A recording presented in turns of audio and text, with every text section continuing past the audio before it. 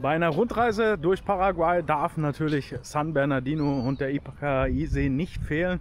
Und deswegen sind wir auch jetzt mal wieder hier. Wir waren ja hier schon mittlerweile schon öfter. Auch 2016 waren wir schon mal hier. Und ja, da weiß ich aber gar nicht, wo wir waren. Ja, auf jeden Fall, Sarah hat schon wieder ihr Instrument entdeckt und spielt da ein bisschen. Aber ich will da mal vorne auf diesen Steg hin. Ich weiß gar nicht, ob der letzte Mal schon hier war oder ob wir den nicht gesehen haben. Ja.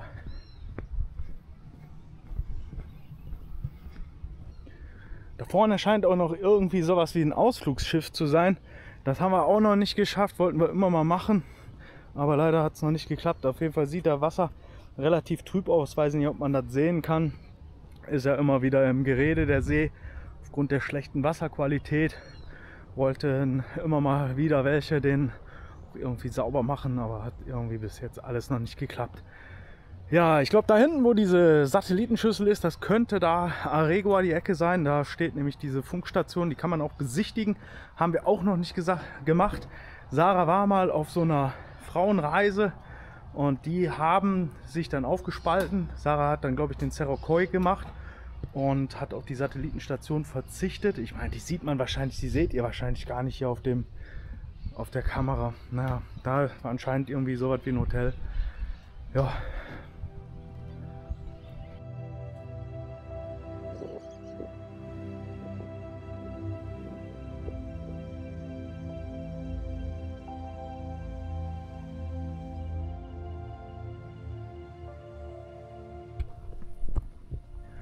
Und wenn man hier außerhalb der Saison hinkommt, hat man alles für sich alleine. Basketballplatz da, der Fitnessbereich, hier der ganze See, da hinten läuft zwei Leute, aber das ist ja wohl wirklich erträglich. Also mehr Ruhe kann man hier, glaube ich, an so einer Promenade nicht haben. Gut, wie gesagt, ist jetzt halt nicht die Hauptsaison. Vorne kommt dann noch so ein bisschen Sandbereich, schauen wir gleich mal. Die waren letztes Mal auch noch nicht da. Richtig schöne Hollywood-Schaukeln hier aus massivem Holz. Und wenn man sich da hinsetzt, hat man den perfekten Ausblick auf den See. Da kommen auch noch mehr, also selbst wenn mal ein bisschen mehr los ist, findet man da einen Platz.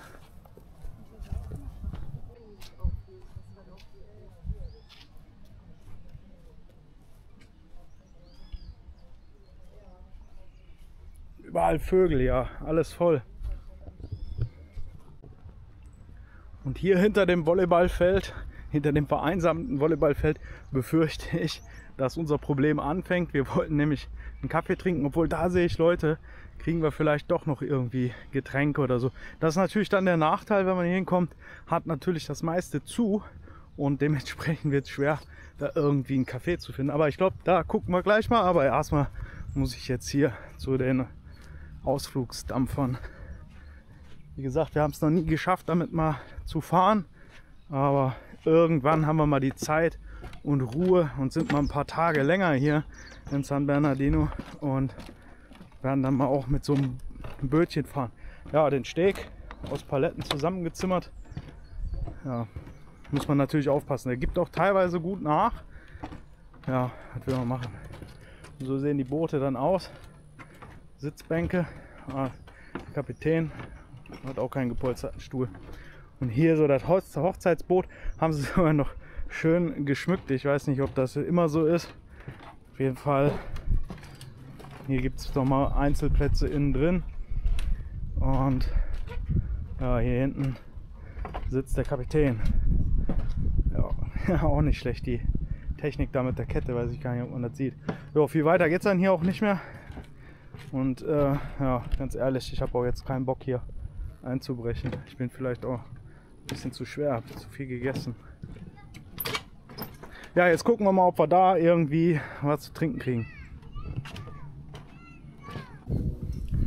Auf jeden Fall sind hier auch schon Tourismusmethoden dann 2000 fürs Klo, 3000 fürs Duschen. Aber im Endeffekt kann man ja nichts sagen. In Deutschland kriegt man das auch nicht umsonst. Da muss man auch hier dafür bezahlen. Also da gibt es auf jeden Fall Getränke. Kann man da kaufen. Aber Ob es jetzt hier irgendwie Kaffee gibt oder so, weiß ich nicht. Ja, da hinten ist auch noch ein bisschen Eis. Aber wie gesagt, das ist jetzt halt keine Saison. Und da ist dann schon die Marina, da ist glaube ich schon wieder Schluss. So, die nette Dame hat uns jetzt da gesagt, wir müssen hier 2 Quadra, dann ein bisschen links und da ist dann das Café Valdez, wenn ich mir das jetzt richtig gemerkt habe. Und naja, das probieren wir jetzt einfach mal aus, um dahin zu laufen. Hier auch interessant sehe ich gerade, dass es beim letzten Mal, weiß ich gar nicht, ob uns das aufgefallen ist. Also wer gerne Gebäude saniert, ja, könnte hier wahrscheinlich ein nettes Projekt haben. Ja, es ist sogar noch Wasser im Pool. Ein bisschen grün, aber geht. Jetzt muss ich auf den Rahmen aufpassen. Ja, also für mich ist Kernsanieren nichts mehr. Also ich habe genug Häuser kernsaniert. Ich fahre nur noch mit dem Bulldozer durch und baue neu auf. Ist besser. Also, aber für irgendeinen Liebhaber ist das hier sicherlich nicht schlecht, ja. Vor allem die Lage, ja, direkt am See. Mehr oder weniger. Kann man sicherlich tourismusmäßig irgendwie so ein Ferienresort draus bauen. Auf der anderen Seite sieht es dann schon ein bisschen besser aus. Da ist das alles noch ein bisschen besser erhalten. Ja, anscheinend gehört das hier zu der Kesselbrauerei. Also ist das doch gar nicht so Lost Place mäßig. Sieht von vorne nur so aus. Das wird vielleicht dann früher oder später nochmal renoviert. Auf jeden Fall hängen frische Fahnen hier vorne dran. Jetzt sind wir hier über die Straße an der Kirche vorbei.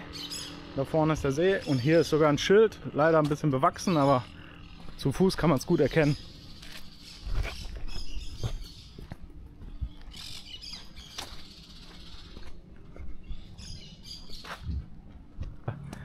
So, ich hoffe,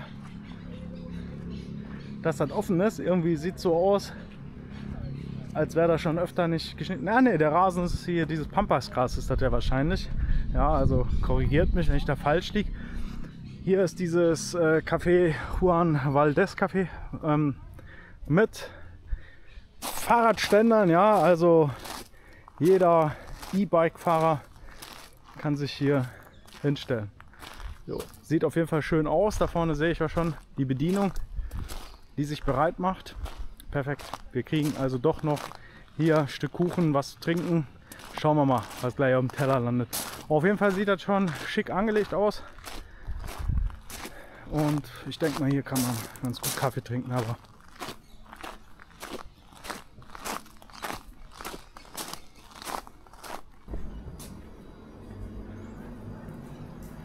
das ist auch hier drin schick aufgemacht. Auf jeden Fall Wi-Fi und Kaffeesäcke. Erinnert mich ja fast an die Zeit in der Kaffeerösterei, die zum Glück vorbei ist. Obwohl die Kaffeerösterei gibt es ja auch mittlerweile gar nicht mehr, wo ich da mal gearbeitet hatte. Ja, hier gibt es verschiedene Kaffeesorten. Ach, den kenne ich sogar. Den gibt es bei uns sogar im Supermarkt. Auf jeden Fall schon ein hochpreisiger Kaffee, aber der ist auch wirklich sehr lecker. Den hatten wir nämlich schon mal gehabt. Und den gibt es hier anscheinend auch sogar in ganzer Bohne. Ja, und die Preise seht ihr ja, müssen wir mal gucken beim Schnitt vielleicht, dass wir die ganze Sache auch noch übersetzen. Hola.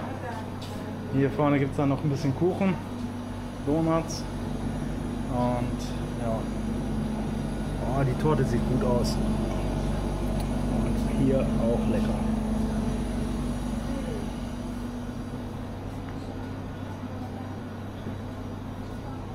Ja, jetzt müssen wir nur noch ein Schattenplätzchen suchen und dann gucken wir mal weiter.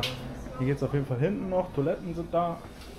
Und hier unter dem Mangobaum werden wir jetzt sicherlich auch einen Schattenplatz finden. So können wir Sarah glücklich machen mit ihrem heißen Brownie.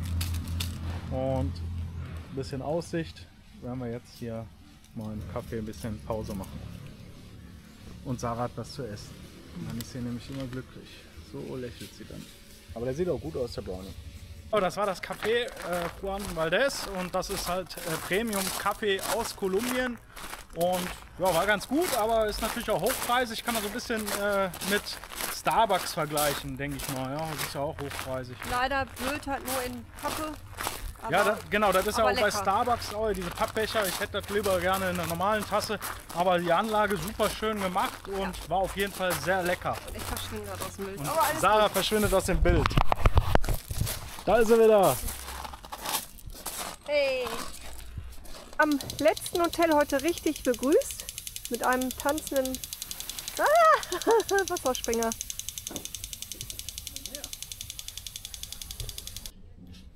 So, wir haben Zimmer Nummer Valle Puku.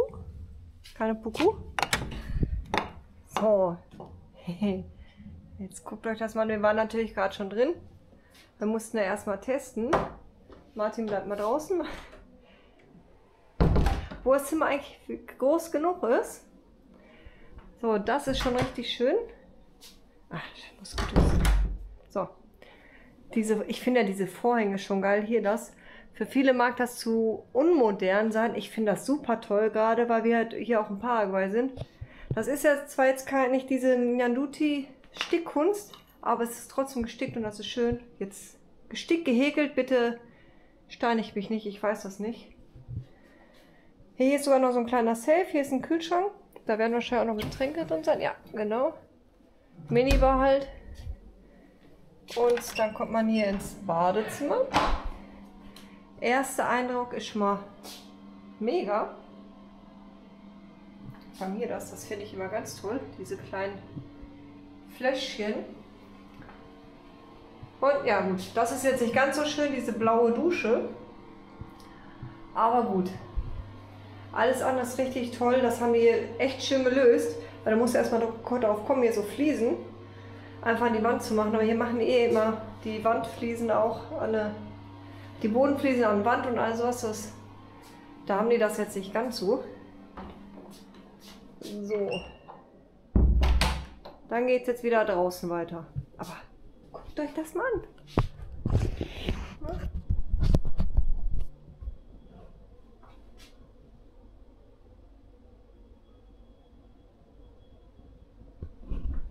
Genial, oder? Richtig geil. Also ich kenne das Hotel halt nur vom Essen gehen, weil wir vom Hotel Florida aus hier essen waren und das war mega. Und wir zeigen euch jetzt auch den kompletten Komplex und da werdet ihr noch mehr staunen. Also eigentlich hätte dieses Hotel nur schon allein ein eigenes Video benötigt. Weiß ich gar nicht. Also gleich geht's draußen weiter. So, hier hinten sieht man ja schon quasi den Grund, warum das hier La Estación heißt. Da sind nämlich die Schienen noch, hier schön hinter Verschluss. Da sieht man es auch von 1862. Da ist schön hier alles bepflanzt. Da auch. Sogar doppelstöckig.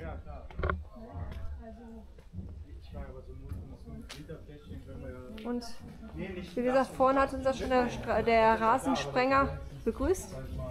Hier ist jetzt auch noch einer. Moment. So kann ich besser filmen. Und überall hier so Hängematten, das finde ich auch richtig geil. Ich meine, wenn wir gleich da so in die, ich weiß nicht, doch, da müssen wir auch noch hinkommen, in die Museen und Cafés kommt. Das ist richtig toll. Hier kann man auch noch draußen sitzen. Ne, das sind keine Blumen. Aber hier auch so ein schöner Bereich. Ah, der Raucherbereich, okay. So, da auf der Couch saßen wir schon. Mit der ganz, ganz lieben Sandra vom Hotel Florida. Also wenn ihr irgendeine Touristenführerin braucht, Sandra, die ist definitiv die beste. Hier sieht man auch wieder, dass wir in Areguá sind. Diese Töpferkunst. Es gibt hier so viel zu entdecken, das ist Wahnsinn. Ha. Hier ist der Fitnessbereich. Guck mal, wer da ist. Ich weiß nicht, ob offen ist. Oh, jo. Mit Friseur, guck mal. Die haben auch einen Spa-Bereich. Moment, ich muss euch einmal wieder kürzer machen. So. Die haben auch einen Spa-Bereich. Da wird man wahrscheinlich an der Rezeption Bescheid sagen müssen. Und Handtuch für Sarah. Nein, für dich. Ja gut, hier sieht das leicht in Vergessenheit geraten aus. Aber mal Toilette. Werden wahrscheinlich allzu viele Leute Sport machen. Ach, das reizt mich ja, aber ich habe keine Sachen bei. Ich müsste Sport machen. So. Dann gehen wir jetzt mal in die tollen Bereiche. Als wenn das nicht schon toll war. Denn ich zeige Martin jetzt mal die Kaffeebereiche. Ich hoffe, da darf man immer rein. Ja, also müsste eigentlich funktioniert haben, aber kriegt man ja so eh nicht auf. Guck mal, ob auf ist, weil bei uns war damals auf. Ne, ist zu. Ich filme einmal so, aber eigentlich sollte man nachher da reinkommen können. Und da saßen wir nämlich auf der Couch. Kann auch sein, dass sie das halt erst gleich aufmachen. Mittagessen gibt es bis 3 Uhr, also das ist gleich vorbei. Ja, wollten wir ja glaube ich eh nicht, ne? Ah genau, hier ist auch nochmal so. Wie gesagt, wir versuchen das gleich nochmal zu filmen. Ich weiß jetzt nicht, wann die hier alles so aufmachen. Und guck mal oben. Da, die ganzen tollen Sachen. Also Reizüberflut. Ich weiß nicht, daher soll es irgendwie noch zur Bar gehen. Ja, wahrscheinlich hier die Ferrobar. Ja, Ferrobar, Ja, genau. Ach, das ist das. Ja. Ja. Hier sind auch Zimmer. Da ist der Pool, den sehen wir gleich. Hier saßen wir auch. Ich glaube, Iris und ich, meine ich, bin ich mir eigentlich ziemlich sicher. Da ist der... Was ist dieses Restaurant? Ich weiß das gar nicht mehr. Oh, guck mal hier. Also das ist hier halt auch ein Museum. Ich glaube, das sieht man auch. Meine Güte, guck mal, wie alt die Sachen sind. Oh, oh. Wobei, die kenne ich ja noch. Vom Erich, ne? Oder war auf jeden Fall so ein ähnlicher. Da ist noch was vom Zug. Da. Kolibrilblumen. Wenn irgendwer von euch weiß, wie die heißen, schreibt mal runter. Ja, hier ist ja die Rezeption. Genau, so, da bin ich gleich. So, da kommt ihr, wo der da gerade hinfährt, kommt man eigentlich rein. Ja, hinten Parkplatz, alles Genau. hinterm Tor, sicher mit Security. Genau, da geht's halt zur Rezeption, die auch richtig schön ist. Mit den tollen Figuren hier. Das sind ja, meine ich, die von den Künstlern hier. Kannst ja beim Auschecken, kannst ja filmen. Und jetzt gehen wir nämlich Richtung Pool. Ach, guck mal, für die Dingens, da sind die Blüten. Jo, das ja. Ja, anders kenne ich die gar nicht. Ich weiß nicht, wie die offen aussehen. Gehen die auf? Weiß ich nicht. So. Die mega Anlage hier. Mit falschen Vögeln. Da könnt ihr sogar hintenrum quasi zu den Zimmern raus, wenn ihr Koffer habt, über die Rampe. Hier ist der Poolbereich.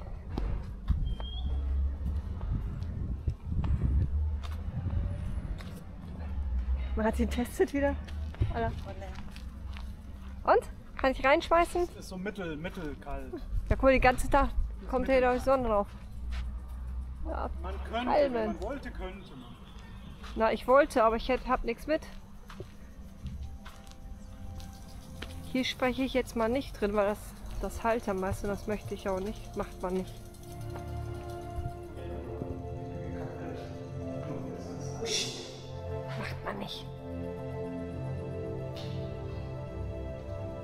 Ich gehe mal jetzt so.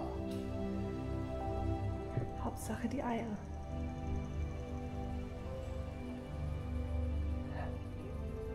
Der heilige St. Martin. Da ist er ohne Kreuz.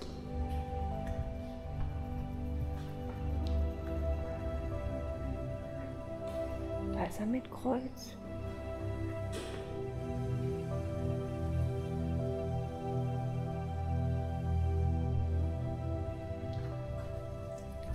Und da geht es jetzt wieder zurück zu unserem Zimmer. Da ist noch irgendwie Tennis oder so? Nein, da bauen die irgendwas. Ich wollte sagen, da möchte ich jetzt auch nicht, wobei eigentlich würde ich das schon gerne durch, weil es Abkühlung wäre. Das machen wir jetzt mal nicht. Aber wir müssen ja noch los. Ja, Oh, ich will da reinspringen, ey. Das sieht echt, das lädt ein zum rein. Boah. Jetzt sind wir in so einem tollen Hotel. So tolles Wetter auch noch, sonst haben wir immer Pech.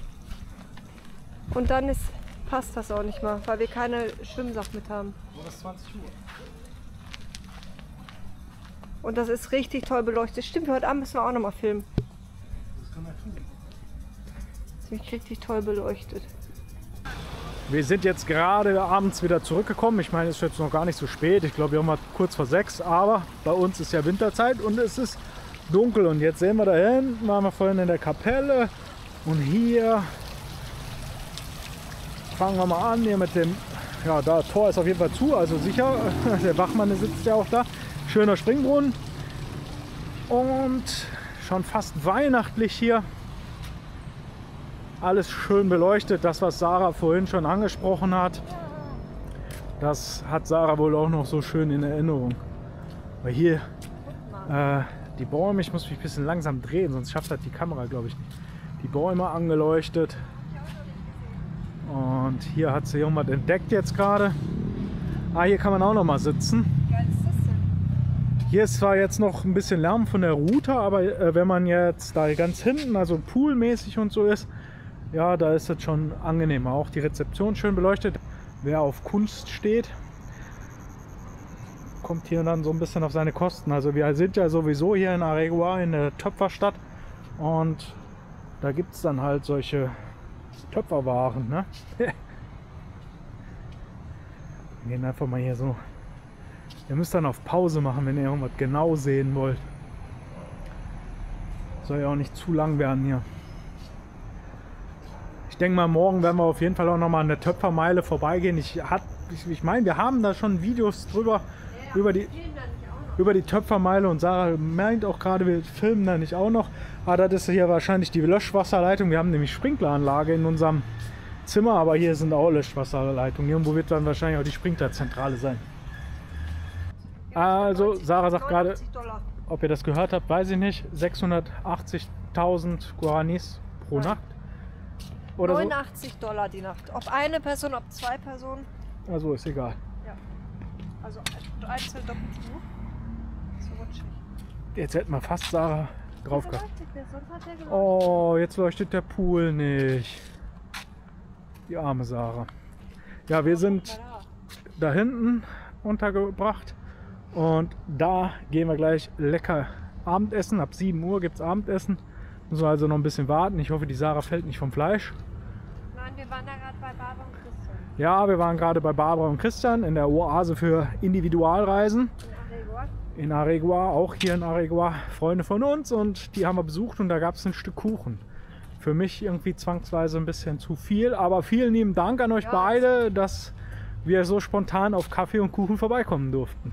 Ja, wir sind ja einfach vorbeigekommen und Ja, die beiden haben uns verpflegt. Stimmt, wir sind einfach so spontan unangemeldet, weil wir gerade ein Zeitfenster hatten. Ja, und dann Entschuldigung an alle, die wir nicht besuchen konnten. Wir hatten hier wirklich eine Marathonreise. Ja, wir hatten wirklich absolut keine Zeit auf der Reise. Wir haben total vollgepackt. War eine sehr schöne Reise, oder ist eine sehr schöne Reise. Morgen geht es ja noch ein bisschen weiter. Gestern Abend konnten wir euch das ja hier nicht zeigen, oder gestern Nachmittag, weil das zu war. Und abends waren hier halt Leute drin. Jetzt haben wir gerade mal Glück, dass das hier komplett leer ist am Frühstücksbuffet. Deswegen filme ich das noch mal einmal für euch. Weil das sieht auch super toll aus. Also hier toppt gefühlt ein Buffet das andere. Wobei, also mit dem Hotel Mailand Paraguay kann das nicht mithalten. Einfach weil es so, das war mega das Frühstück, liebevoll angerichtet alles. Das hier ist halt auch liebevoll angerichtet, aber es ist halt so ein Großraumhotel. So, jetzt kann ich euch hier die Lampen nochmal alles zeigen. So. Aber mehr gibt es halt hier jetzt nicht zu sehen. Wir wollen jetzt essen, wir wollen einen Kaffee und dann frühstücken. Heute habe ich Sarah mal erwischt. Sie wird sich jetzt hier so einen Sandwich-Toaster machen. Mit dem Dings. Ja, ich glaube, der baut auch gerade noch alles auf. Und ja, aber der baut ja trotzdem auf. Die Eier kommen ja auch erst gleich. Die macht er wahrscheinlich mal frisch, wenn einer kommt. Jetzt zeig mal, wie du das da schön reinlegst. So, Eis gemacht hat sie schon. Ich muss mal ein bisschen mal den Geschirr verstauen.